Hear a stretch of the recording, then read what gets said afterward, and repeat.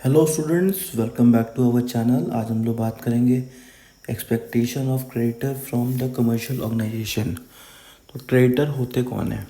Creator वो होते हैं जिनसे कोई भी कमर्शियल ऑर्गेनाइजेशन उनसे उधार पैसा लेता है या फिर गुड्स उधार में लेता है, तो उनको हम लोग क्रिएटर कहते हैं। मतलब अगर आपने किसी से पैसा उधार लिया है तो वो आपके लिए क्रेडिटर है। तो एक क्रेडिटर कमर्शियल ऑर्गेनाइजेशन के लिए क्या सोचता है, क्या उसके एक्सपेक्टेशंस होते हैं, उसको हम लोग इस वीडियो में कवर करेंगे। तो पहला है टाइमली रीपेमेंट।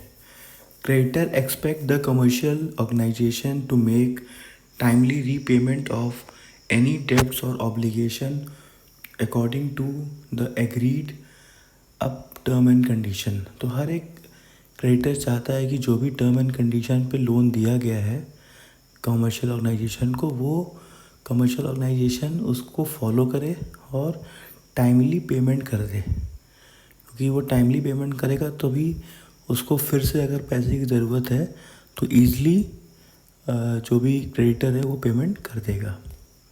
नेक्स्ट है transparency and communication. Creditor expect open and transparent communication from the organization regarding its financial status, including providing regular updates on the cash flow, financial performing, and any potential changes that may affect the repayment।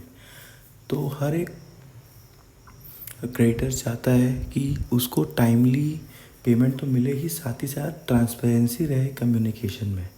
मतलब कोई भी company वाला उससे झूठ ना बोले कि company बहुत प्रॉफिट में है या फिर कंपनी में कोई दिक्कत नहीं है, क्योंकि उसको पता रहेगा सही बात, तभी वो सोच समझ के पैसे लगाएगा ना। तो इसीलिए यहाँ पे ट्रांसपेरेंसी की बात कही है, कैश फ्लो को लेके, फाइनेंशियल परफॉर्मेंस को लेके, कि कंपनी उससे झूठ ना बोले, कंपनी सही सही चीज़ें बताएं ताकि क्रेडिटर सोच समझ के आगे उसमें पैसा लगाए। नेक्स्ट आते हैं financial stability. Creditor expect the organisation to maintain financial stability and liquidity to ensure its ability to meet its डेब्ट obligation, avoid default and preserve the creditor interest. मतलब क्या हुआ कि हर एक क्रेडिटर चाहता है कि जो भी कंपनी को वो लोन दे रहा है वो फाइनेंशियली स्टेबल हो।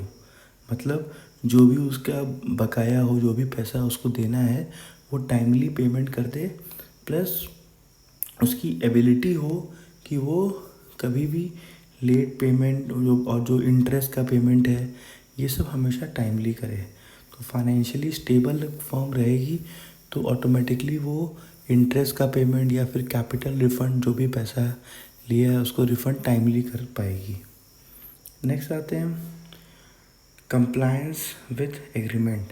Creditor expect the organization to comply with all the agreement and the contract related to the debt, including adhering to the repayment schedule, interest and any other term specific for borrowing agreement। इसका मतलब क्या हुआ कि creditor चाहता है कि जो भी बात हमारी कंपनी से हुई थी एग्रीमेंट में, पैसा देते समय, जो भी हम लोग लोन देते समय कंपनी को हमने जो भी चीज़ें एग्रीमेंट में बात की थी, चाहे वो इंटरेस्ट से रिलेटेड हो, रीपेमेंट के रिलेटेड हो, जो भी चीज़ें थी उसको एग्रीमेंट में जो बात हुई थी वो एज इट इज़ फॉलो हो, उसमें कुछ भी चेंज ना हो, कंपनी मना न करे कि नहीं ये हम फॉलो नहीं करेंगे।